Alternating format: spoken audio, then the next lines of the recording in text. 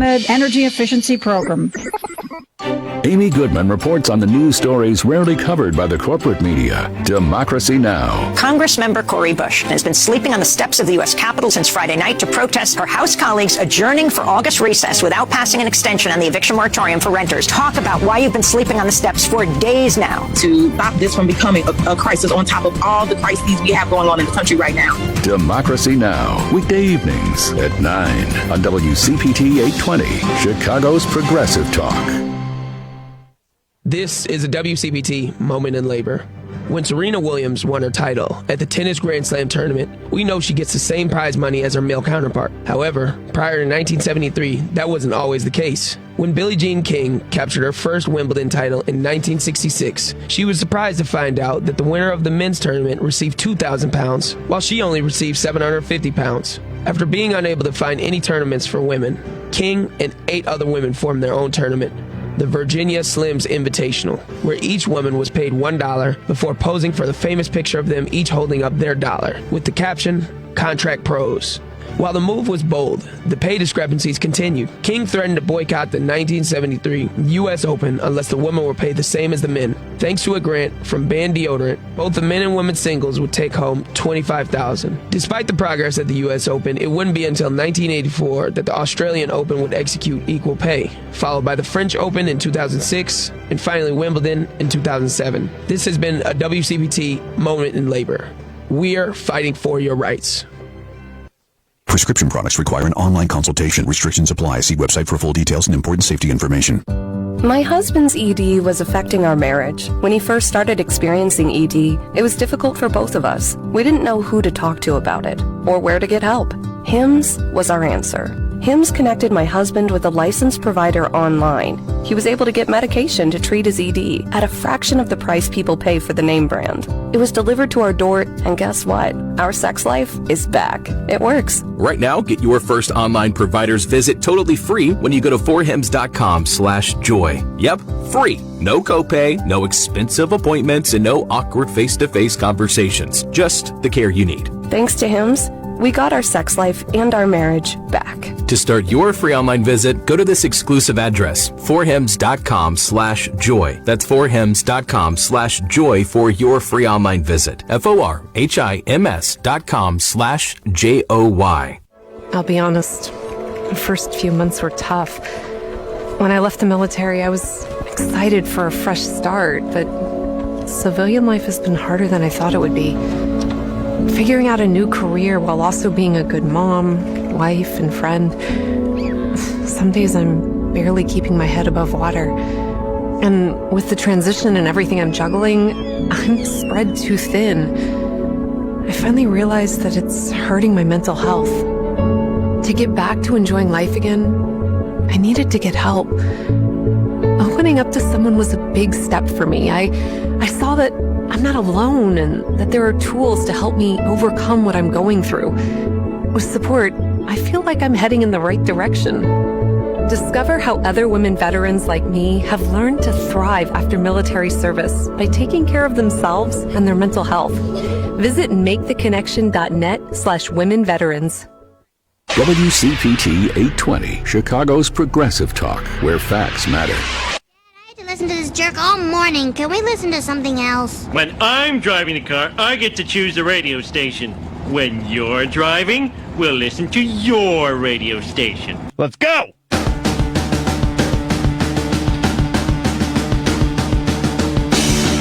And live from the basement over here at WCPT 820 in Chicago, this is the Sports Cubicle, where the inmates run the asylum, and when management is away, the kids and Paul come out to play.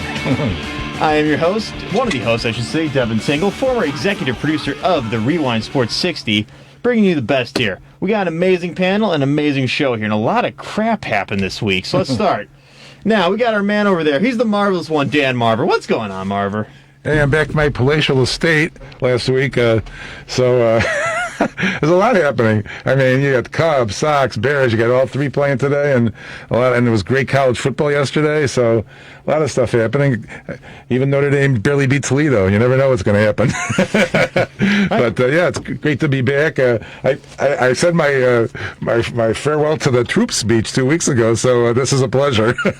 Glad to have you back. And of course, we got the Palacious one, Paul Chivari. What's up, Paul? Hey, a lot of surprises week one in the NFL, and a lot of things that were kind of normal. But gosh, what about the White Sox this week going 500 against teams that are 500 or better? I know, it's very, very frustrating. We're going to talk on that a little bit. But first, we got to get Amanda here. And of course, I got this just for you, Mercado. Clobbering time. And he's over on his couch. We got Mike Mercado. What's up, Mercado? No, I guess we don't have Mike. We don't have Mike Mercado. We'll get him in a minute here. So first thing first, yes, I want to go back to that, Paul. The White Sox, since 500 teams, what the heck is this?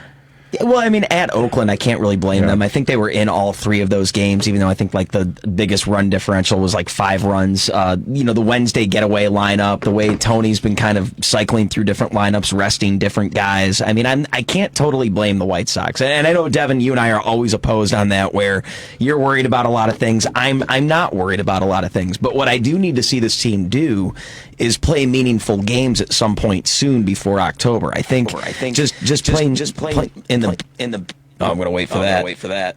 There we go. So I was talking to myself there. At least you agree with yourself. Yeah, well, not all the time, but that time. But with the White Sox, they can't just turn it on October 6th, right, or whatever the first game would be, that Wednesday or the Thursday that week. You can't just put the lineup together for the first time, all together, everyone healthy, and play meaningful games that day. Before that, I would imagine you'd have to have everyone in the lineup and playing a few games towards, down the stretch to at least get a rhythm going into the postseason. Sure. I agree. It's, like you say, I mean, they had 3 one-run games with Boston, and the bullpen, today, a little disappointed. Kimbrel hasn't really performed like he did on the other side of town, but Garcia at least saved the day with the walk-off. But they got 2 out of 3 against Boston, who might be an opponent, and Oakland might be an opponent. I think it's more likely to be playing the Yankees or Tampa, myself, and Houston, first is what's going to happen, in my opinion, because I don't see any way that's not going to happen. So they really match up with Houston. I think that they might be able to do okay against Houston, but I'm worried about that series because it's going to happen. They're going to play Houston in the first round. And that is the one thing, Marver, in the hall, we were talking about this. You said when Kimbrel first came to the north side, he struggled a little bit. Right. And I'm wondering if this change a new team is what could be the struggle for Kimbrel here. Yeah. But how long do we have time for this guy to adjust? With October being just 3-4 weeks away. I think this is what Tony La Russa's been doing the whole season, though. These little stress tests that he's been putting on the team, where you wonder, why does he have this guy here? Why does he have this guy here? How did he trust Hendricks to go back out in the ninth? And we've been saying before that Craig Kimbrel belongs in the ninth inning. His last 2 appearances in the ninth inning, he's been terrible. It was against the Cubs a couple weeks ago, and then just today. When I say terrible, he's given up runs at a time where he's expected to hold the lead. And I think, how can you trust that guy as your closer going down the stretch when you've been trusting Hendricks to go all the way? But I think this is what Tony's doing, is because you don't always get the option to do your game plan in a postseason game. Sometimes when push comes to shove, you have to make decisions in the moment. And I think we saw Rick Renteria do that in Game 3 of that. We always reference that. It can go wrong very quickly. And we see that in the postseason. But I think throwing Kimbrel out there in the ninth, it's just an experiment. I'm not worried about the team right now. Tim Anderson has yet to come back. I don't think Lynn was 100% today. I haven't seen the video of it, but I've been hearing that he's been limping. I mean, he had a lot of strikeouts early. He was able to leave with a lead. I don't think he gave up a single run today before he came out. So, I mean, I think there's some positives with the White Sox, but at the same time, there's definitely questions. And we're getting down to crunch time, as it's about 2 weeks left until the postseason starts. Hey guys. There it is. Hey guys.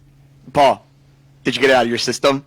Is it out of your system? Are you guys finally worried out? It is week 1 of the NFL. We've spent 15 minutes on the Chicago White Sox. It is time. We need to get on the gridiron. It is time. We have a stacked show today because Bears versus Rams. We have a thing here on the Sports Cubicle where Paul and Devin and most White Sox fans are very worried for all different types of reasons. But we are here to be your therapeutic messengers to get you to October. And I hope, Paul, that this was a nice little cathartic moment for you to get a lot of this out. Speaking of cathartic moments, you guys just trashed Chris Bryant. He was back in town. Don't you want to talk about that and give him all the praise that you had for him about a month ago? Absolutely. So when you could check me out over on Sports from the Couch Monday, Wednesdays, and Fridays, including here on the Sports Cubicle, I have been the one that's saying that it was unfair that this city of Chicago decided to put memoriams for Anthony Rizzo and for Javier Baez and for Tommy La Stella. But for some reason, Chris Bryant, an MVP, a Rookie of the Year, a World Series champion, gets a 1-minute video on YouTube, gets a congratulations tweet. I think it is embarrassing how they handled the trade. They didn't let these guys play another game. You could give me all this business BS. They handled it horribly. I think a lot of Cub fans should be ashamed of themselves how they reacted to what a guy is amazing in the community and was amazing in the locker room. And I am glad that he is on a team that has a great chance of playing the Chicago White Sox in the World Series if the White Sox find a way to get out of the first round in Houston. 773-763-9278 if you want to call on in. What do you think about Chris Bryant and the Giants? Hey, Mike, there was a pretty good... The video tribute was nice, though, on Friday, wasn't it? He was crying, and he was getting hugs from all the players and management. So that was a nice touch, I thought, that they did that for him on Friday and gave him number 17 out of the scoreboard. So, I mean, they did show some love. Yeah, and some of this is in jest, right? And, we're having fun because we like to give the Ricketts a hard time on the show. But, I think more than anything, what we also should just keep in mind, and I think it kind of shows the kind of guy that Chris Bryant was and the connection that this window had, and that you're seeing White Sox fans have it right now with this team, is you saw him cry and shedding tears when he got traded, and you see it here. You see how emotional it was for a lot of these guys. Javier Baez and Anthony Rizzo in that game last night between the Mets and the Yankees. And you're seeing it develop with this White Sox team, just how emotionally attached you're going to become to a lot of these stars, because that's what they are. So, all kidding aside, I think it was nice that he got standing ovations all weekend. I think it was also nice to see Kyle Hendricks strike him out a few times because he is a San Francisco Giant. But, nonetheless, I don't have to like how it went down. But, that's how we do it here in the Sports Cubicle. We're here to talk to our people. We're also on Twitter. I don't know if you boys have been able to shout out the people. We got a bunch of awesome friends on Facebook and on Twitter checking us out. We're on Twitter at Sports Cubicle TV. We're your home for everything Chicago and national sports, including the ride to hopefully a World Series for the Chicago White Sox and a Bears victory, maybe first place in the NFC North after this night. Well, as Dan Marver said, even if the Bears lose, they're in first place tonight. Right, because the alphabetical order: Chicago, Detroit, Green Bay, Minnesota, all 0-1. That's the way it will look in the morning. I think it'll be great if they get a tie tonight and get that half-game lead to start the season. Paul's waiting for madness. Paul just wants madness in week 1. He saw the Vikings lose to Cincinnati. He's seen madness all over the league. That's what Paul wants. He wants a Mad Max world. Oh, absolutely. Hey, we should mention that we're going to talk all about the Bears a little bit later in the show with Jerry the King Riles, who's going to be joining us, and then Christian Simpson is going to be joining us any minute now from the Daily Blitz to recap what we saw in week 1 here. A lot of craziness, because we are talking about that. The Packers were able to lose a game on neutral ground. The Vikings lost to Joe Burrow and the Bengals. And then, of course, I think we all expected the Lions to get beaten up by the Niners, but it sounded like it was kind of a little bit of a shootout there. It's a high-scoring game. There was a lot of good football today, and I think what we saw in the league is kind of like what we're seeing in a lot of different leagues, right, boys? It's this idea of the youth movement coming out. We do have the established guard, and we saw what happened Thursday nights with Tom Brady. But, there's so many young superstars in this league, so many great receivers and quarterbacks, and, defenses are kind of adjusting to the new offense. It's week 1, and we know we're going to have fun here about overreaction Monday and Tuesday coming up. But I think for a first week in the NFL, of the craziness that was last year and the uncertainty of this year, I don't think we could complain about what we saw on the field today. Yeah, well, let's run down some of the scores, and see what happened in the all of the games that have gone on. I think they've all gone final except for Green Bay is not quite. But it's essentially over. All the afternoon games still like they're going on here. But Thursday night, we saw the Tampa Bay Buccaneers, the defending champions. They were able to beat Dallas 31-29. Today, though, the Seattle Seahawks go on the road at Indianapolis. They win 28-16. At home, the Texans were able to stave off Jacksonville 37-21. Philadelphia Eagles 32, Atlanta Falcons at home with only 6. Chargers on the road at Washington with a 20-16 victory. The Pittsburgh Steelers over the Buffalo Bills, who were the hosts, 23-16. Ben Roethlisberger. Of course, we mentioned the 49ers defeating the Lions in Detroit 41-33. The Cincinnati Bengals in overtime at home defeat the Minnesota Vikings 27-24. Carolina and the New York Jets 19-14. The Panthers able to win that one. And the Arizona Cardinals 38, Tennessee 13. Meanwhile, the afternoon game. So far, I've got the Chiefs up 33-29 against the Browns. That's been a crazy one so far as the Chiefs came back from behind. Still some time left in the fourth quarter. 2-minute warning has the Dolphins up by a point against the Patriots in New England, 17-16. The Broncos 27-7 at the New York Giants. That's about a minute left in that one. I would say that's almost a guarantee.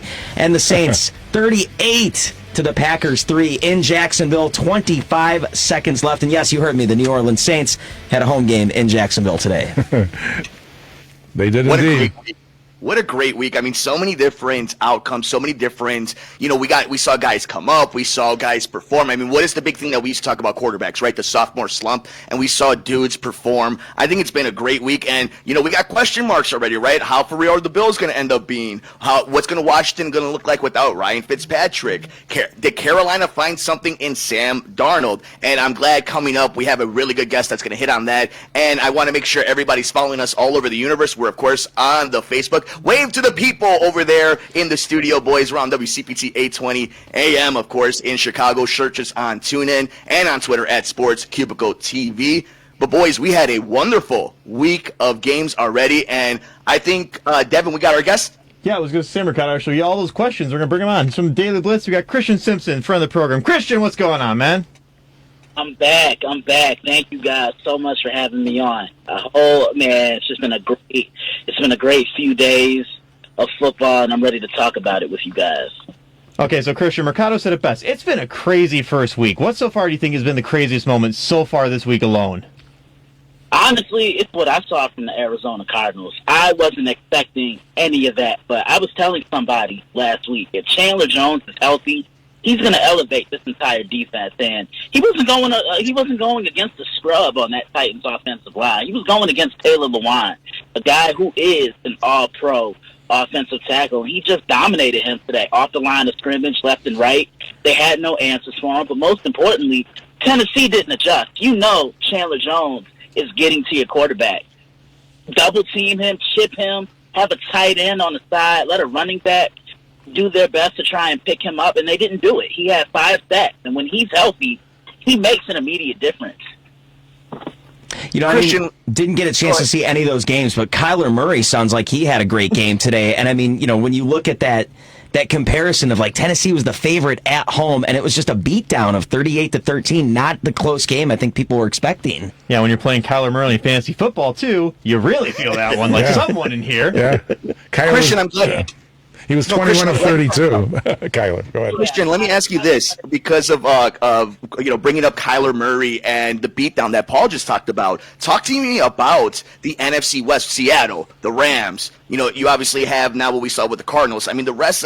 What should I make of it? I mean, you got to let Russ cook. We're going to see what happens on Sunday Night Football. But if these Cardinals, and if Kyle Murray is that legit, and we know DeAndre Hopkins is the best receiver in the league, how legit and stacked is that division going to be? Well, it was stacked last year because Arizona got off to a good start. The Rams made the playoffs. In Seattle, they ended up winning the division. The only team who really struggled were the San Francisco 49ers because they were completely decimated by the injury bug. But now Jimmy Garoppolo is back. Who knows how long he's going to be the starter for the 49ers. George Kittle's back, which is absolutely huge because he's the salsa to that entire team. He's their heart and soul.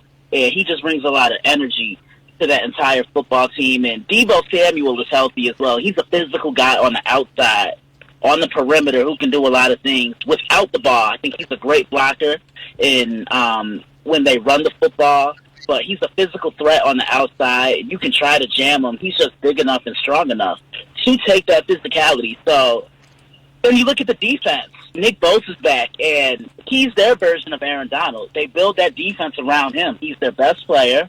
He's their best pass rusher. You have Fred Warner. So when the 49ers are healthy, this is the team to watch out for. After all, they were just in the Super Bowl almost 2 years ago. You know, when I look at some of the scores that happened today, I think the one that jumps out to me the most is the fact that the Buffalo Bills didn't score a lot of points at home today and were many people's favorites to get to the Super Bowl, maybe even win the Super Bowl.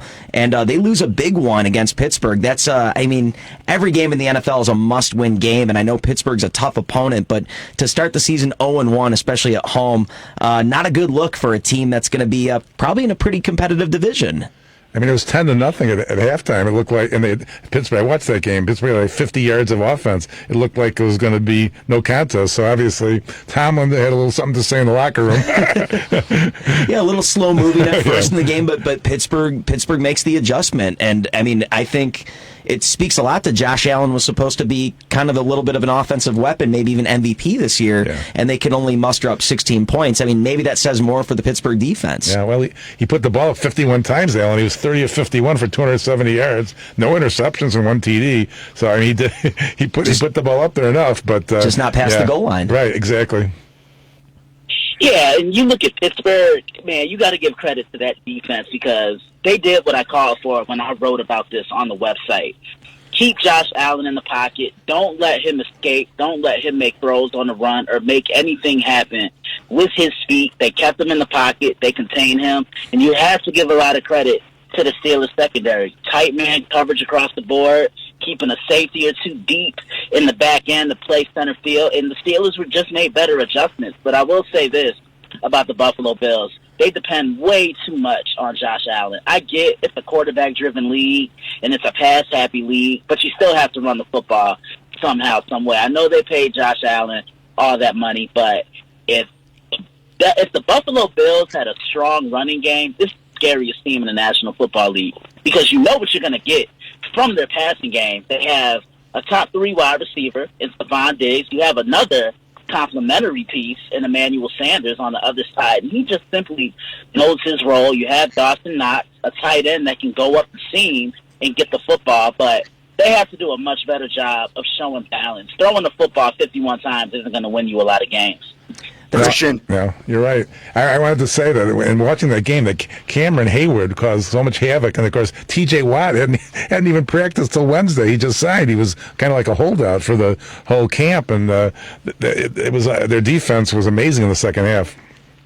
Christian Simpson joins us from the Daily Blitz. Christian, the dailyblitz.blog. Is that correct? That's correct. Yes, sir. Now, Christian, I want to ask you a question because this is a quarterback-driven league, and there was this one quarterback, maybe you heard of him, Aaron Rodgers, throughout the entire offseason. He was just like, I'm not going to play, I want more money. He gets this starting job with the Green Bay Packers, and he's got 2 interceptions, 133 yards, 38-3, and Jameis Winston, who's on my bench in fantasy football, is throwing 5 touchdowns. What effing world are we in? Yeah, I didn't see that coming. I think the Packers just gave up. I saw no effort, no. Aaron just looked extremely disinterested in the football game, but you also have to look at it like this too. The Packers are probably used to seeing a Saints team led by Drew Brees, and they weren't ready for what they were going to see. And of course, you're not going to coach any other quarterback who plays for the New Orleans Saints like you did Drew Brees. But Jameis Winston, he cut back on the turnovers, and I think I was telling you guys, he cuts back on the turnovers. And he takes care of the ball. This is still a playoff team, and they were complete in every phase of the game. Offensively, Kamara got his touches. The Saints did a great job of keeping Jameis Winston on his feet. But I'm looking at that defense everywhere, every tier of the defense. They were doing something strong. The defensive line was creating pressure and hitting Aaron Rodgers and making him look discombobulated. The linebackers were playing from sideline to sideline. They were playing with a lot of range. And that secondary, which to me won the game. for them. Tight man coverage across the board. None of those weapons for the Packers on the outside were really factors. They were non-factors, if we're being honest. Yeah, Christian, the Packers. Go ahead. Well, we're talking about the NFC North and Aaron Rodgers, and we've been talking about the quarterbacks this entire show. You know, it's what the NFL is. And we're super excited because here in Chicago, we have the prospect of a brand new shiny toy in Justin Fields. And we've seen how it all kind of broke out in this week. What are your thoughts about how some of the veterans have played? But in my opinion, what's going to be the story is some of the young guys, like a Trevor Lawrence, like a Trey Lance, like a Zach Wilson. What have you thought about these guys and kind of the old guard of the Josh Allen? What were your impressions kind of seeing how these games play out of the young quarterbacks, seeing how the Bears on Sunday Night Football are talking about gadget plays and packages for Justin Fields? How did you think about the rookie quarterbacks who kind of some have shined big plays, but an interesting shaky day for the young guys? I like what I saw, but that's your introduction point. Welcome to the NFL. Trevor Lawrence made a couple of questionable throws. There are some plays he would be able to get away with in Clemson under Dabo Swinney, but this is the NFL. This is the National Football League, and you can't throw across your body 9 times out of 10, because if you do, it's going to be intercepted. Zach Wilson played strong. I know the Panthers threw a lot of different looks to him, but when he had time to throw and he had the pockets to throw from, he looked pretty good. Same with Trey Lance. I think his first throw ended up being a touchdown because they incorporated those gadget plays, as you just said. And I can't wait to see what the Bears do tonight with Justin Fields. They're going to do all they can to try and keep that Rams defense on their toes. Do you think we're going to see Justin Fields kind of mix with Andy Dalton, maybe kind of looks with the different guys, kind of the way maybe Alex Smith and Colin Kaepernick from 10 years ago, you know, where you kind of swap out quarterbacks? I don't know. I could definitely see it, because you want to have the best game plan on how you can confuse and really stick it to that defense. So whatever works. There's a quarterback combination with a wide receiver that I thought was really interesting of note today. It's been 10 years since a Bengals wide receiver scored a touchdown in his debut, and that was A.J. Green back in 2011. Today, Jamar Chase hooks up with his college teammate Joe Burrow in the end zone for a 50-yard bomb. I think that's a statement that even though it was an overtime win, but Cincinnati getting a big win, is this a for real combination? Are we going to be talking about Burrow and Chase for years to come here? I think we can, and I think he redeemed himself because he said it's more difficult to catch the ball at the NFL level than it is at the collegiate level, because the footballs at the collegiate level have the stripes. And when he said that, I'm just sitting here, I'm face palming, and I'm saying to myself, look, I wouldn't have said that if I were you. I would have kept those thoughts and those comments to myself. But he had a big game. Minnesota had no answer for him. The first touchdown he scored, he just pretty much breezed by Patrick Peterson, who's a veteran in this league. Nice win for the Cincinnati Bengals, and it was great to see Joe Burrow back on the field because he was playing great last year up until he got hurt and he tore his ACL against the Washington football team in 2020. But just to see him back on the field, he plays with a lot of intensity and a lot of poise, and for a young kid, he looks like he's been around for about 4 or 5 years. Christian Simpson of the Daily Blitz. Now, Christian, we gotta go to break soon. Before I let you go, you got a podcast coming out of here? I do. I'm launching it tomorrow. The name of it is going to be called Monday Evening Quarterback. I will pre-record it, and then I will put it on my YouTube channel, and then I'll just blow it up all on social media. How it's going to work, I'll talk about what caught my eye in college football, because I do analyze college football as well. There's always something to talk about with that. Obviously, what caught my eye in the NFL, I'm going to do something called the Mailbox Hour, where I'm going to answer people's questions, and then I'm just going to plug how people can keep up with me, the website, how they can find me on social media, and all the other shows that I'm going to contribute for. And how can we find you on social media right now? You can find me on Twitter at DailyBlitz_61. You can follow me on Instagram at the Daily Blitz _61. Like the Facebook fan page, facebook.com/the Daily Blitz, and log on to the website, dailyblitz.blog. Christian Simpson. What's the score tonight before we let him go? What is your prediction for Bears-Rams Sunday Night Football? Who you got? Well, when I look at the game, I want to know the number one thing I'm doing if I'm a Bears player is I'm circling in on Aaron Donald. You have to know where he is at all times. He's arguably, if not the best defensive player in the National Football League now. I'm triple teaming him. I'm shipping him. I'm doing all I can to neutralize him. I just think the Rams have too many weapons across the board for those Bears secondary players, and I think that's going to be the determining outcome. I like the Rams to win this game by 11, 24-13. All right, Christian Simpson, the Daily Blitz, our friend of the program. Christian, thanks for joining us. Absolutely. Look forward to it again. 773-763 is the phone number. Give us a call. We're going to be talking to Chicago Bears with the king himself, Jerry Riles, right after this.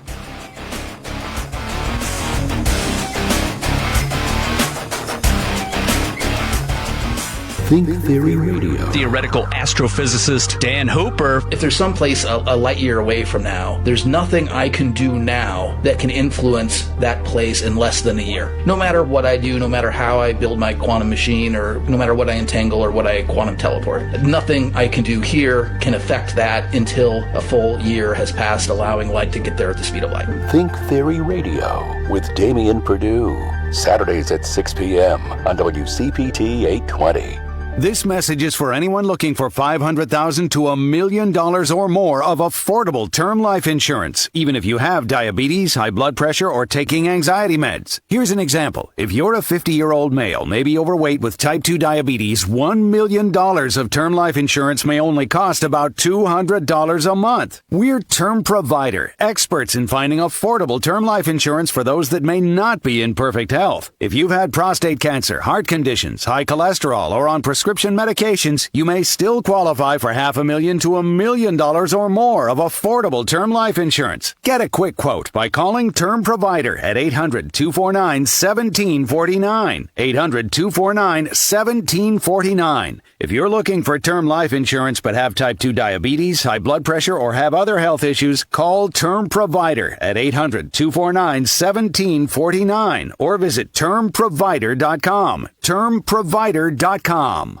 If you owe the IRS back taxes, then get ready to pay up. The IRS has giant private collection agencies actively tracking down folks who owe the IRS. So if you think dodging them was stressful in the past, it's going to get a whole lot tougher. Optima Tax Relief has this advice. Don't wait. Solve your tax problems now before it's too late. Optima Tax Relief works to stop the demand letters, stop the aggressive collection actions, and stop the IRS collectors from targeting you. Ask Optima about the Fresh Start Initiative, one of the biggest breaks the IRS has ever offered. If you qualify, you could save thousands, and nobody knows this program better than they do. Optima is A+ rated with the Better Business Bureau, and they get results, having resolved over $1 billion of tax debt for their clients. Get a fresh start. Call today for your free consultation. Call 800-259-8642. 800-259-8642. 800-259-8642. Optima Tax Relief. Some restrictions apply. For complete details, please visit OptimaTaxRelief.com.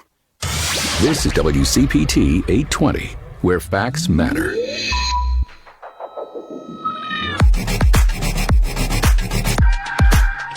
Welcome back to the Sports Cubicle. Paul, you found some really good music for today's show. I'm impressed. Thank you. Welcome back. And of course, it is the first Sunday of Sunday of the NFL season, and I couldn't think of anyone better to get on the show here. So, gotta get this nice little intro music for him going. It'll play.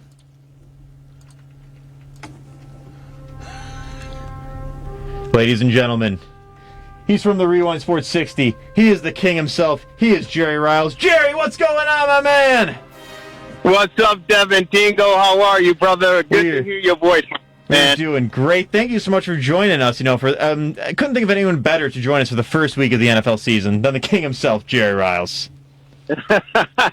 Well, I don't know so much about being a king, but I certainly am honored and pleasure to be on with you and Paul Chivari and all you guys on the Sports Cubicle. I love it. It's exciting and exhilarating, and I'm looking forward to listening to you guys, and I hope the audience embrace you as well. I miss you, Jerry. How about me? Jerry. The marvelous one. Yeah. What's up, Marver? How are you, brother? Great. We miss you. I miss you guys too, man. But, it's like a boxing match, 15 rounds. You got to continue to just stick and move, and that's what we're doing here, and you guys are certainly doing it as well. But I miss you, and I know you guys will do a fantastic job and hold down the fort and keep the sports world rolling at WCPT 820 AM. I love you, Jerry. Glad you're here. It's a little weird hearing you on the phone, not in the studio for once. But I got to ask, the Bears, we're going to the first game against the Rams here. Just what are your general thoughts and predictions for tonight's game? Wow. I try not to give out too many predictions because when I get them wrong, people are chasing me down Michigan Avenue with pitchforks and burning torches. But, for the first week season opener for the Chicago Bears, Sunday Night Football, your heart tells you, hey, you know what? You want the beloved to always win, regardless if they're playing on the lakefront at Soldier Field or if they're, on the road. This one, I got to tell you, I don't think the Bears are going to pull this one out. It just, to me, doesn't seem like they are quite ready to take on the opening game of the season on the road against a tough Rams team. And so I just don't see the Bears being able to pull it out. I see probably at least a 10-point loss for the Bears on the road tonight.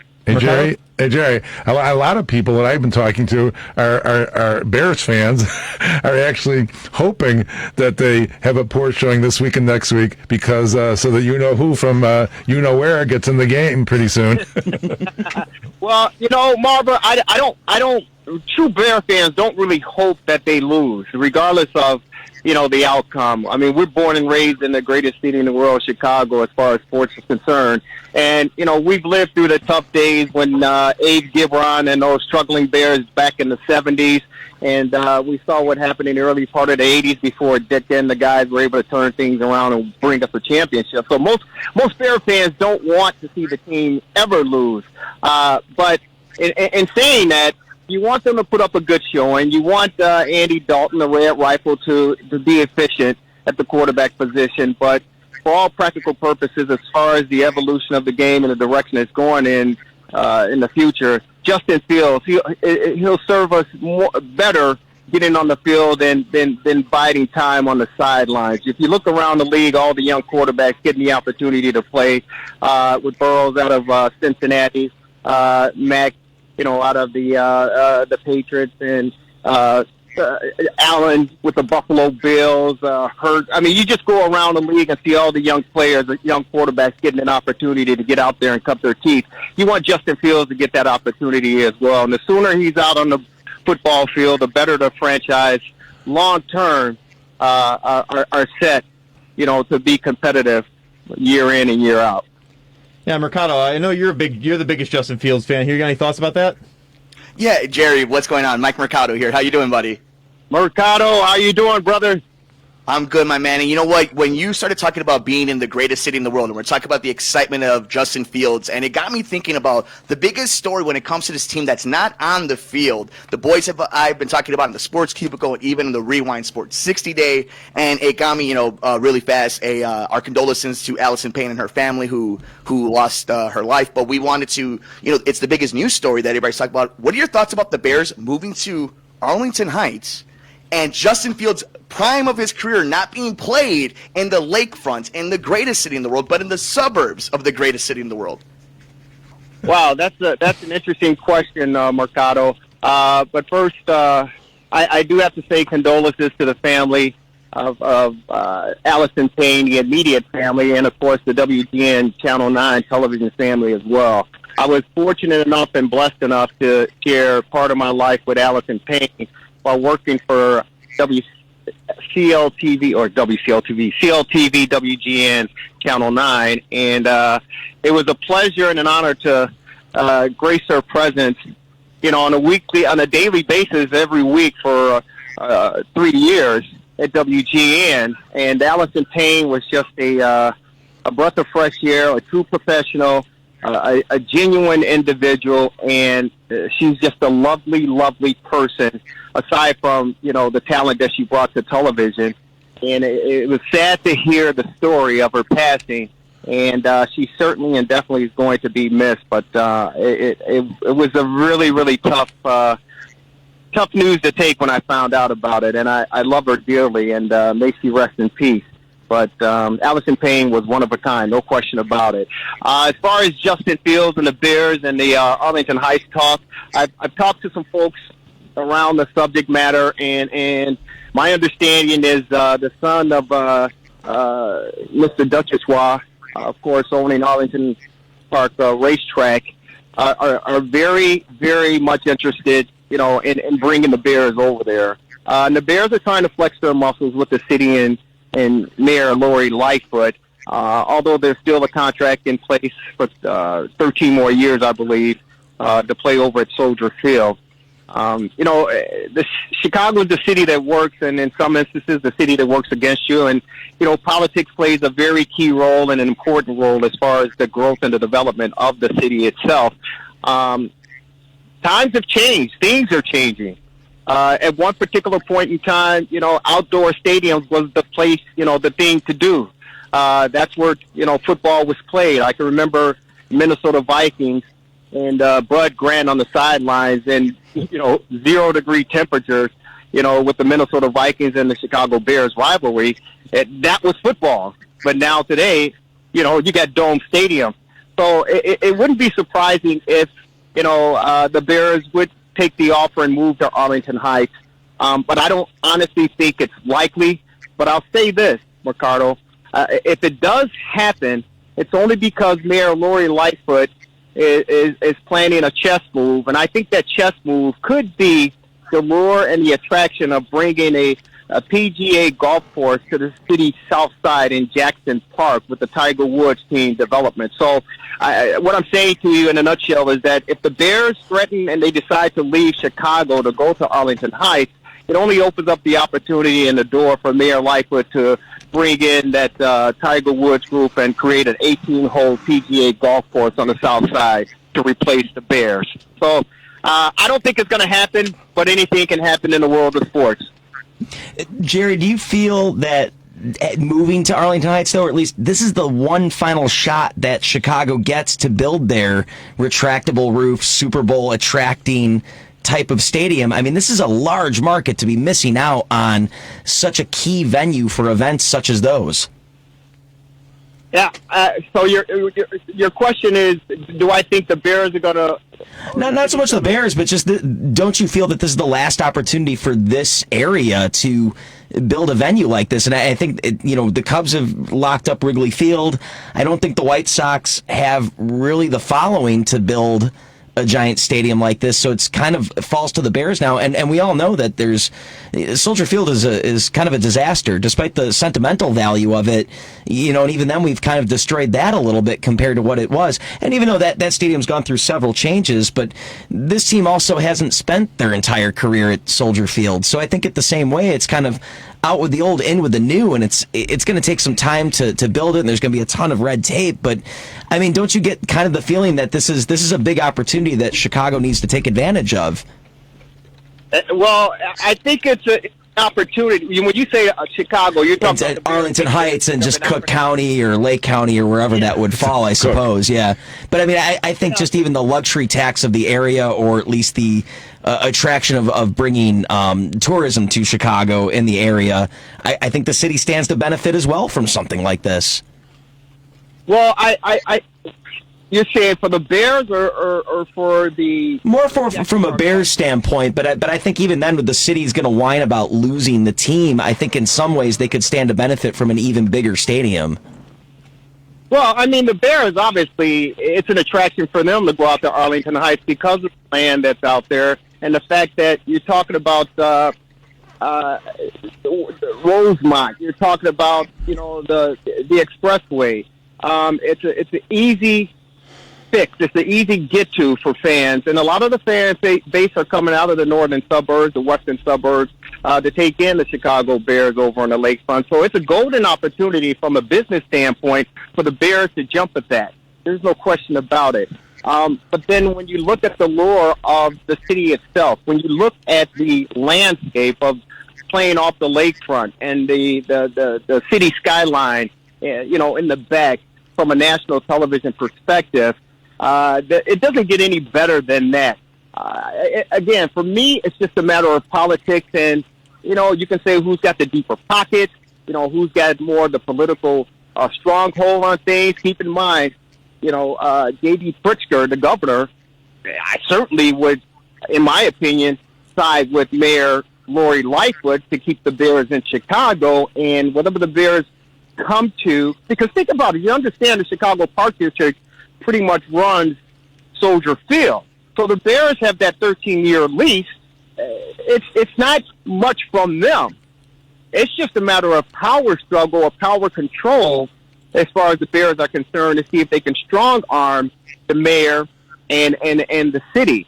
I think J.B. Pritzker wouldn't necessarily sign off on the Bears going to Arlington Heights, although, again, money talks and BS walks.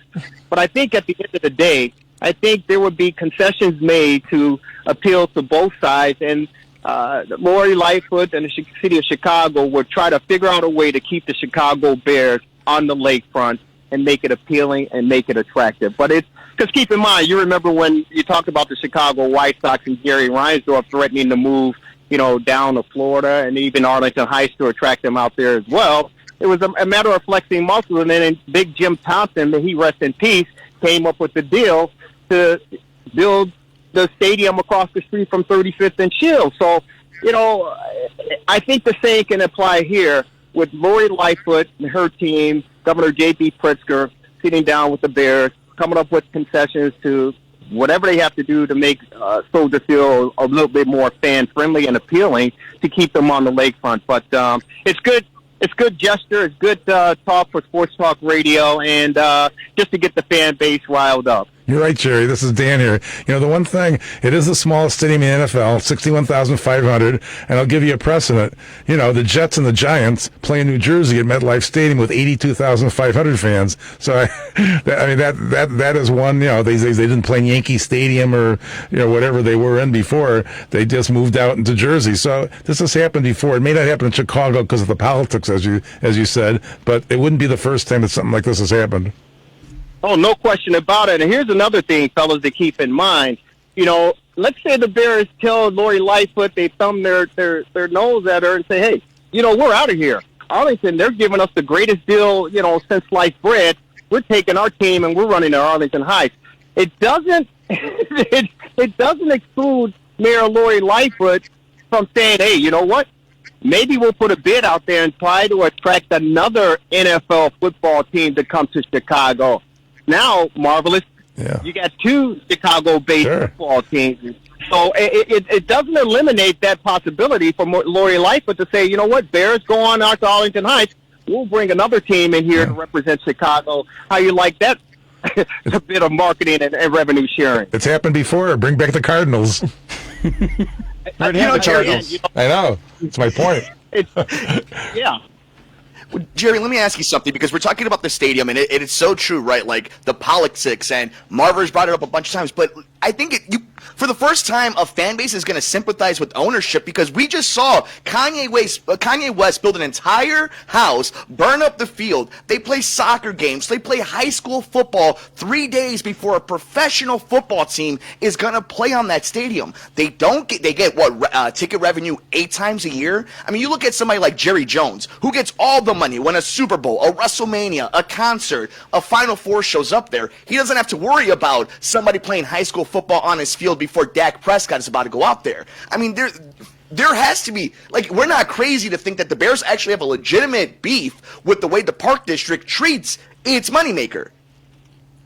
Well, I mean, I don't know if the Bears have a legitimate beef. You can say that they have a legitimate beef, but, I mean, think about it. The Bears aren't responsible for the turf if it's messed up. It's run by the Chicago Park District. So that, again, goes back to the mayor and the city of Chicago as far as those contracts and those deals are concerned. Keep in mind, if the Bears, they're only going to play how many games at Arlington Heights Racetrack, right? They're going to play 8 home games for the most part. So that facility is going to be used for other, activities and events as well. So, I mean, it's not to say that the Bears don't have any leverage regarding their, proposal to go out or their threat to go out to Arlington Heights, but again, it's a fixture as far as Chicago is concerned on the national stage. And again, if I'm Mayor Lori Lightfoot, I would test the Bears and say, hey, you know what? If you guys want to jump, you want to make a run for it, by all means, feel free. It's your business. You can handle it any way you want to. But I've had business here to conduct as well as far as the city of Chicago is concerned. I'll entertain the idea and the thought of bringing this PGA golf tournament course here to Chicago through the Tiger Woods group. And then I will put my bids out there to see if there's another NFL team who would be interested in coming to the lakefront and playing in Chicago to represent the Chicago new football team. You put that out there and see what happens. But you got to love it. It's great conversation. And, let's just see how things unfold. But I don't think the Bears really, at the end of the day, I don't think they're going to go anywhere. I think cooler heads will prevail, and they'll figure out something and make it work. And the Bears will be calling, Soldier Field their home moving forward. Yeah, I was just going to say, by the time this goes down, I don't know if Lori Lightfoot will still be mayor. She'll become up for re-election in 23. So, for now, you're right, but it may not even be she that is involved with this ultimately. Well, that's something. You're absolutely right, and I wanted to bring that up. She may not even be the administration in position when all the chips are down, but whoever that mayor is, I use the White Sox as an example. They threatened because they were trying to get leverage through the city. Big Jim Thompson came in, cut the deal with Jerry Reinsdorf, and the White Sox are on the verge of winning another World Series championship in the next couple of years or so. Again, you got to let politics play the courses through, but whoever's the administration in place, at the end of the day, I truly believe they will bargain with the Bears and they'll come to some agreement to keep the team here in Chicago. And it's Jerry the King Riles that joins us right now. You've heard his voice many times on WCPT 820. Jerry, I wanted to steer it back to tonight's game. We're getting closer and closer to kickoff. I think a big storyline we're not really talking about is this is two teams with quarterbacks that are in new offenses. Matthew Stafford with the Rams, Andy Dalton with the Bears. Will they both come out shaky tonight? Is Stafford really going to be the answer in Los Angeles? We're going to see something interesting tonight, but it's kind of in a way, how are we getting excited for Dalton versus Stafford on Sunday Night Football? Well, you got two 33-year-old quarterbacks trying to make a way for themselves to kick off the 2021 campaign on Sunday Night Football.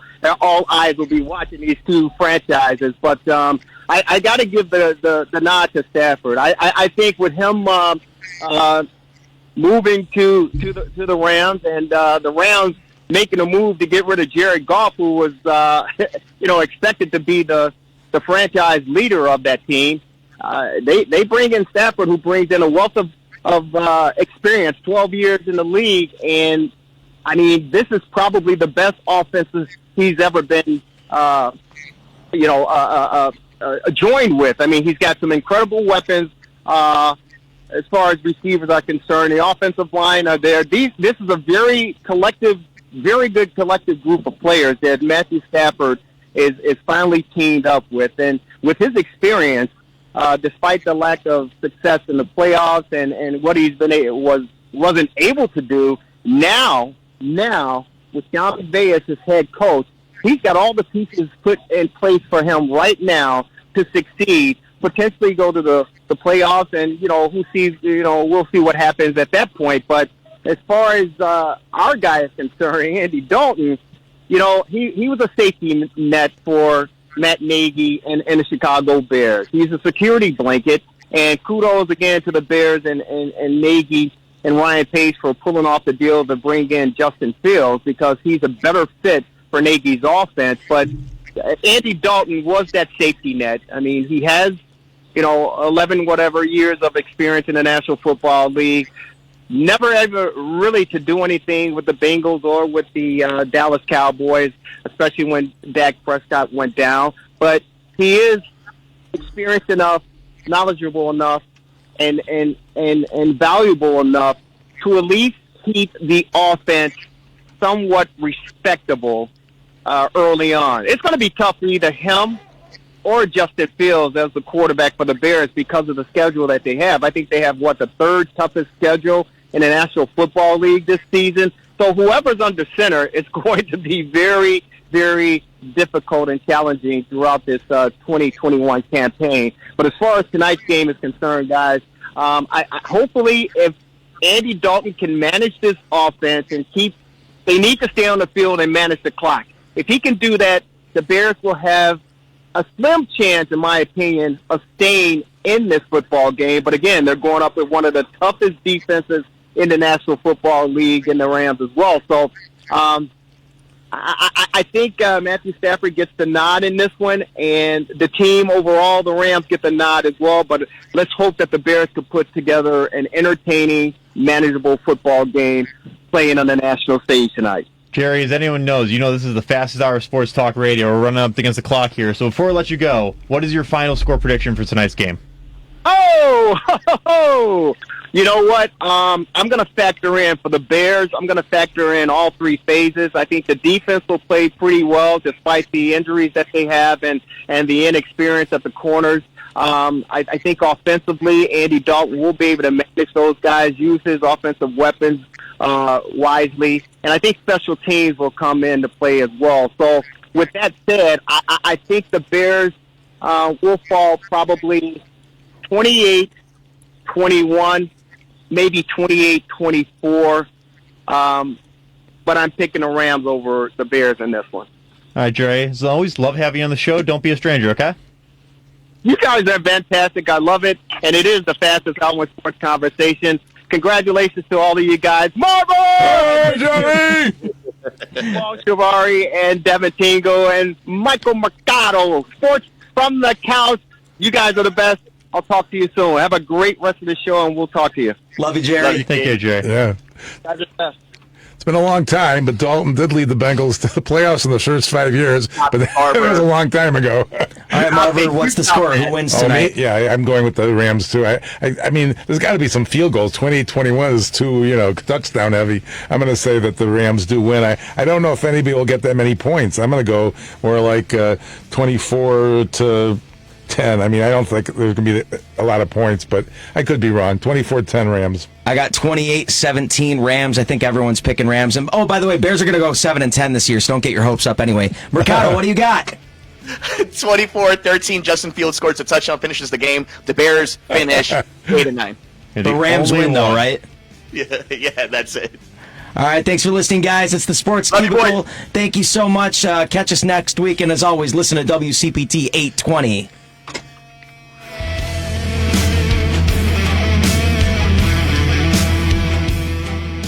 The WCPT 820 Club is here. How do you join, you ask? It's easy. All you have to do is head over to WCPT820.com to register. Be the first to know of WCPT events and contests. Once you're registered, you can take part in caption contests, polls, trivia, surveys, and games. Go to WCPT820.com, look for the WCPT 820 Club tab in the menu, and follow the instructions from there. Contests running on WCPT 820 are open to Chicagoland residents 18 and over. Complete rules at WCPT820.com. Are you paying too much for term life insurance? There's a tremendous price war among the major term life companies.